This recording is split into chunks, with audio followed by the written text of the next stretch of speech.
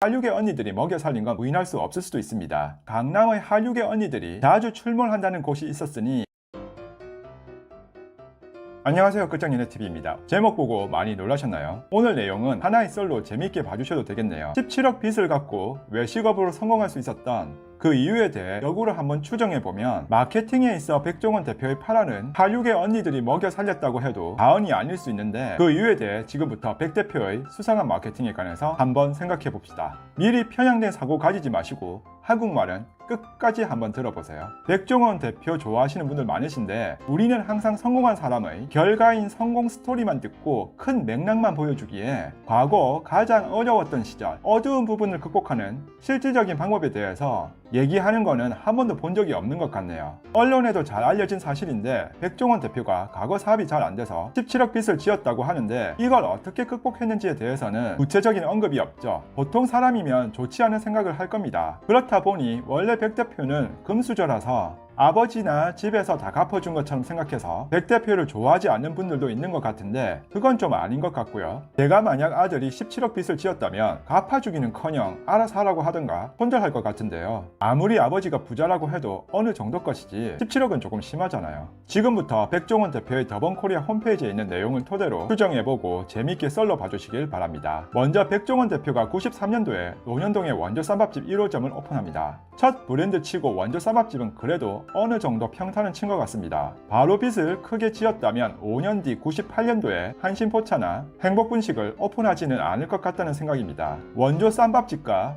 한신포차는 걸어서도 얼마 되지 않은 거리다 보니 백 대표 말을 빌리자면 잠자는 시간도 줄여가며 신나게 장사를 할 수도 있었겠네요. 행복분식이라는 곳은 브랜드에서도 빠져있고 흔적을 찾기 힘든데, 분식집도 마이너스였을 것 같은데 98년도에 브랜드 2개를 론칭하고 아마 이때 빚을 크게 지고 어려움이 있었다는 걸로 추정해 볼 수 있겠네요. 지금은 브랜드 중에서도 98년부터 한자리에서 가장 오래된 기념적인 브랜드가 바로 노년 한신포차 본점인데요. 백 대표를 죽음의 문턱에서 구해준 미운 오리에서 금을 낳는 닭이 되지 않았을까 하는 생각입니다. 한신포차 본점이 잘 돼서 현금이 조금 돌았을 것 같은데요. 한신포차가 잘 된 이유에 대해서 살펴보도록 하겠습니다. 첫 번째, 신노현역 착공 소식. 영동시장에서 털을 잡은지라 부동산을 목적으로 한 건 분명 아닌 것 같은데, 한신포차까지 오픈 후 장사가 안 되고 빚이 늘어나는 중 한 가지 희망을 볼 수도 있었을 것 같습니다. 신노현역이 생긴다는 소식과 함께 2001년 12월에 실제 착공이 시작되었던 거죠. 개통까지는 8년이나 세월이 걸려 큰 의미가 있는지는 모르겠지만, 그래도 한 줄기 빚이라고 생각할 수도 있었겠죠. 한신포차의 메인 메뉴인 닭발 한 번쯤은 드셔보셨죠? 정말 너무 맛있어서 찾아가서 또 먹고 싶을 정도이던가요? 물론 입맛은 사람마다 틀리겠지만요. 여러분, 그 음식이 아무리 맛있어도 닭발 하나 먹겠다고 강남역 11번 출구에서 나와서 지금의 노년 한신포차까지 걸어가야 하는데, 과연 너무 맛있어서 그렇게 해서라도 먹어야 할 맛과 음식인가요? 주말 약속을 지하철역도 없는 곳에 잡을 수 있으신가요? 한여름이나 한겨울에도 걸어간다는 게 말이 될까요? 영동시장 쪽에 시장 맛집이 있다고 해서 너무 사람이 많고 하면 아주 가끔 1년에 한두 번 정도 2차로 술도 깰 겸 걸어가는 분들도 있긴 했는데, 지금은 걸어가더라도 지루하지 않고 거리나 건물에 볼거리도 많아 걸어 다니지만, 2000년대 초반만 하더라도 강남역에서 신노현역까지 연결되는 건물이나 볼거리도 거의 없어서 굳이 지금의 강남 교보 사거리를 건너갈 일이 거의 없었습니다. 당시 영동시장 쪽으로 넘어가는 경우는 갈비살 맛집 때문에 강남역에서 두세 번 정도 넘어가 본 적은 있어도 닭발 먹으러 가지는 않았던 것 같습니다. 2000년대 초반까지만 하더라도 저의 짧은 기억으로 한신포차 인근에는 삼거리 형식은 지금도 그대로인데, 아스팔트도 제대로 포장되지 않아 도로에 자갈도 많았고 거리의 폭도 많이 좁아서 차량 진입이 어렵고 주차도 거의 불가했던 것 같네요.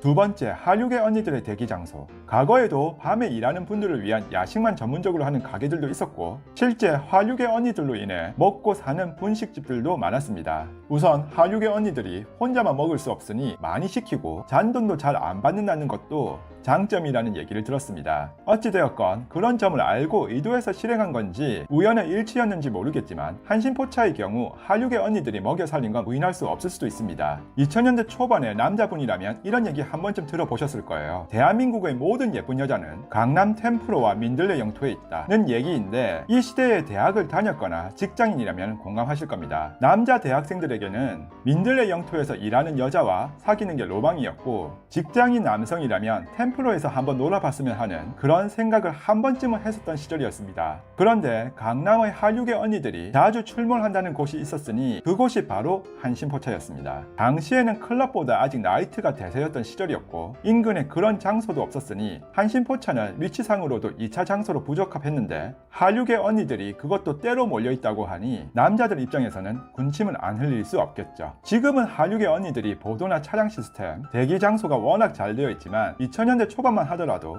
24시간 하는 카페나 공간도 거의 없었고, 한류계에서도 진짜 큰 업소가 아닌 이상 대기 장소 및 휴식, 식사 해결을 할 수 있는 그런 공간이 마땅치 않았던 거죠. 우리가 노는 장소의 중심지로 강남역만 떠올려서 그렇지, 한류계로 뻗치는 위치로 봤을 때는 강남권 이쪽 저쪽으로 움직일 수 있는 꽤나 좋은 위치였습니다. 마침 한신포차의 삼거리를 끼고 있는 장점으로 여러 장소로 이동하기에 차량 픽업하기 좋았고, 간단히 식사 대용이나 술 한잔 마시고 콜 오면 금방 앉았다가 바로 일어날 수 있어 한류계 언니들도 편했던 것 같습니다. 또한 헌팅포차의 원조라고 보는 시각도 있는데요. 초반에는 일반인끼리가 아닌 누군가 한 사람이 한류계 언니한테 도전했는데 먹혔다는 글이 소문이 났고, 그렇게 커뮤니티 내에 한류계 언니들과 합석이 실제 가능했다는 글들이 올라옵니다. 술값만 계산해주고 바쁘지 않거나 쉬는 동안이면 한류계 언니들도 어느 정도 잘 받아주는 경향이 실제로 있었습니다. 물론 한류계 언니들과 2차를 간다거나 연락처를 주지는 않았지만 나이 어린 대학생들이 귀여워 보였을 수도 있고, 평범한 직장인들하고도 한 번쯤 말 섞어보는 것도 재미있었나 봅니다. 결론은 우리 가게 놀러오라는 거였지만, 저도 몇 번 그런 이유로 한신포차를 갔었고 합석도 해봤고, 한신포차에서 오랜 시간 술 마셨을 때 합석하고 콜 받아 나갔던 언니가 진상 받았다면서 또 술 한잔 하러 왔는데, 저희 일행은 계속 술 마시고 있었다 보니 저희 일행을 보고 반갑다면서 같은 날 2번 함께 마셨던 적도 있네요. 또한 테이블 간격이 좁고, 지금은 바뀌었는지 모르겠지만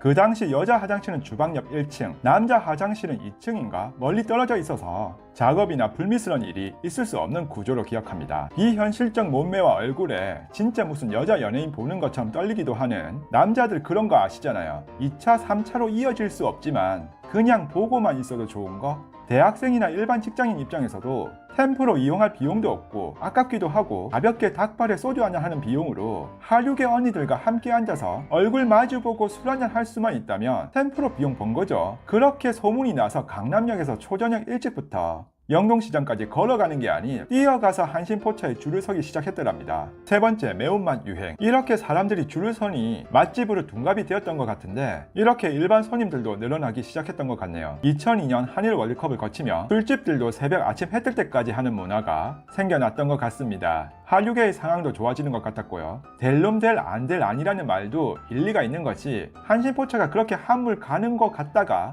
다시 더 흥행을 하게 됩니다. 2004년도에 신촌에서 홍초불닭을 시작으로 매운맛 열풍에 대한민국이 열광하기 시작하는 거죠. 덩달아 96년도에 오픈한 매운 닭발의 원조격인 호미 불닭발도 다시 주목을 받게 되고 가맹의 속도를 내기 시작합니다. 백 대표 역시 이때 해물떡집 0410을 런칭을 했는데, 매운맛이 워낙 인기였던지라 꽤나 인기를 끌고 한신포차의 매운 닭발의 인기도 가속이 붙기 시작합니다. 한류계 언니들이 만들어 놓았던 합성 문화는 이제 한신포차에 없어서는 안 되는 하나의 문화가 되었고요. 또 하나의 여담으로 한류계 언니들의 마케팅이 끼워 맞춘 거일지는 몰라도, 인생 설렁탕 첫 테스트 매장을 신사로 했는데, 가보신 분들은 위치 아시겠지만 그렇게 많고 많은 곳 중에 굳이 가게 앞에 단란한 곳을 마주보고 있는 곳으로 했어야 했는지, 또 한 번 한류계 마케팅을 하는 건지 의구심이 조금 들긴 하더군요. 그렇게 한신포차가 백 대표에게 효자 브랜드가 되었던 것 같네요. 아마도 현금이 굉장히 돌았을 걸로 추측해 볼 수 있고요. 그렇게 탄력을 받아 2002년 5월 본가, 2004년 9월 해물떡집 0410을 성공리에 안착시키고, 2005년 5월 중국 본가 진출, 2005년 10월에 해말식당이 오픈하고, 그걸 바탕으로 2006년 6월 백다방, 8월에는 홍콩 반점, 그리고 2009년부터 방송에 얼굴을 비추기 시작하면서 이해 7월에 정식으로 7호선 신노년역이 개통되면서 노년 영동시장이 백주부 거리 초읽기에 들어가기 시작합니다. 2013년도에는 소유진 씨와 결혼도 하게 되고요. 네 번째, 더본 코리아 상장의 전망. 백 대표가 한 언론 인터뷰에서 묘한 말을 합니다. 정치할 거냐는 질문에 이렇게 대답을 하더군요. 백 대표 자신은 결혼은 아예 생각도 안 하고 못할지 알았는데 하게 되었다면서 사람 일은 앞으로 어떻게 될지 모른다고 말이죠. 상장 여부도 아마 이런 부분들과 상통하지 않을까 하는 생각입니다. 여담이지만 우리나라에 제대로 된 외식기업이 없긴 합니다. 대기업에서 파생된 것 말고 유일하게 작은 가게부터 시작해서 상장된 외식기업은 교촌 하나만 있는 것 같네요. BBQ와 본죽은 경영권을 넘기려 하지 않을 테니 상장은 생각도 안 할 테고 놀부는 이미 외국 자본으로 팔아버렸고 백 대표가 우리나라를 대표하는 외식기업을 만들었으면 좋겠다는 그런 생각을 해봅니다만 자체 브랜드 파워보다 백종원 이름으로 장사를 하는 것이 더 강하고 코로나19 상황으로 인해 앞으로 당분간 상장은 힘들 것 같다는 게 전문가들의 중론입니다. 오늘은 사람들이 잘 모르는 백종원 대표의 숨은 실체, 숨겨진 마케팅의 비밀이라는 주제로 이것저것 말씀을 드렸는데 이만하면 한편으로는 한류계가 먹여 살렸다고 볼 수도 있겠죠. 물론 백 대표의 열정과 노력은 말할 필요도 없지만 외식업에서 마케팅이 돈벌이에 가장 중요하다는 건 누구나 다 알고 있습니다. 백 대표만큼 열심히 하는 분들도 있겠지만 될 놈 될 안 될 아니라는 말도 있는 것이 노년시장에서 시작해서 17억 빚을 지었는데 18년도 한심포차 어려웠지만 한류계 언니들을 볼 수 있는 메카가 되어 그렇게 사업이 살아나고 2001년 신노년역 착공 소식, 2002년 월드컵, 2004년 불닭과 매운맛 열풍으로 인해 2006년부터는 브랜드마다 날개를 달고 2009년에는 방송 진출까지 하네요. 지금은 한심포차 노년점 사장이 바뀌었다는 말도 있던데 어찌되었건 처음에는 빚을 지게 만들고 어려웠을 수 있지만 효자 브랜드가 되어 사업이 잊을만 하면 살아나서 장사가 잘 될 수밖에 없었네요. 오늘 영상은 당시 동시대를 살며 재미로 추종해온 하나의 썰로 봐주시고 크게 오해 없으시길 바랍니다.